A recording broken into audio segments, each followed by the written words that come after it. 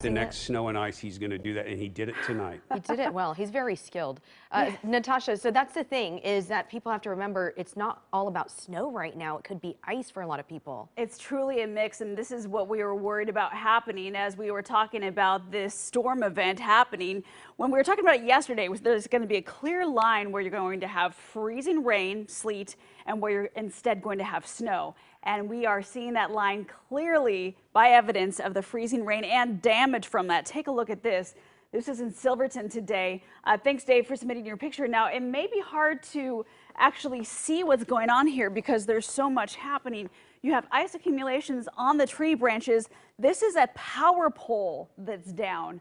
So we are seeing loss of power out there and trees down as a result of that freezing rain accumulating to the point where it just weighs things down. And then you're running into this. That ice storm warning, that's in effect until noon tomorrow. Clackamas, Marion, Polk, and Yamhill counties included in that ice storm warning. Winter storm warning continues for us until 4 o'clock tomorrow afternoon. Now, areas included in this winter storm warning go just south of Portland into Oregon City, over to Milwaukee, Forest Grove. However, at this moment, we are seeing that sleet and freezing rain fall over the Portland area and areas just south of that. So we're going to see this line fluctuate just a bit here through tonight. As this system continues to make its way onshore, we'll see that line fluctuate again.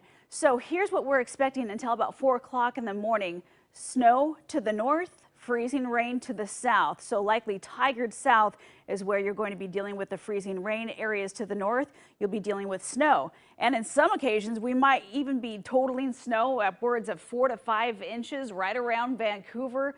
Over to Battleground, St. Helens, we could be looking at higher totals, anywhere from about perhaps 5 to 6 inches. Certainly in the Gorge, Gresham over to Troutdale, over to Corbett. Now you're talking about snow totals that could range anywhere from perhaps 7 to even 8 inches of snow, or on the high end, closer to about 11 or 12 inches. As far as you go east and to the north, that's going to be your best place to see some of those accumulations. So more evidence of some of the ice out there. Once again, another image coming from Silverton. You can see the ice accumulation upwards of 1/4 of an inch possible. Stoller Winery, of course, now a dark image for us, but it's 26 degrees and we had icicles hanging off of the camera there. Over to Ridgefield, it's 27. Want to point this out. You're going to see a lot more of this where cars are pulled off to the side of the road. Perhaps you're running into trouble where you just can't make it at all. And we're seeing evidence of that. I mean, it looks like an ice rink. Right here, the on-ramps and the off-ramps are going to be your trouble spots for sure. And you're basically working with 2 lanes each way on I-5 going through Ridgefield in Clark County up through Cowlitz County. And here's another image here. We go to downtown Portland and you can see there's some activity happening for you down the street there. This is where we're seeing more of that sleet and freezing rain on top of the snow that we already got from this morning. So that's making for some treacherous conditions out there.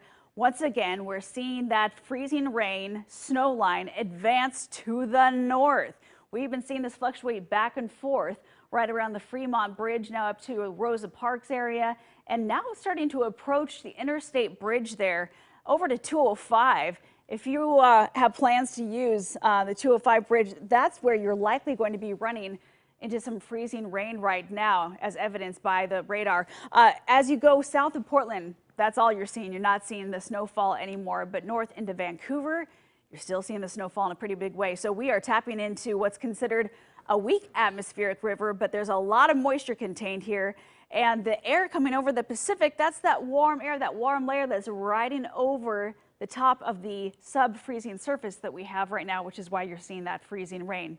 So snow totals as we go into the rest of tonight through tomorrow, we could potentially see snow totals closer to about 5 or 6 inches from Portland to the north. But once again, if we get more of that freezing rain instead of the snow, then your totals are going to change dramatically. Temperatures tomorrow are going to range from the mid to upper 30s in the late afternoon. You're going to switch over to rain later.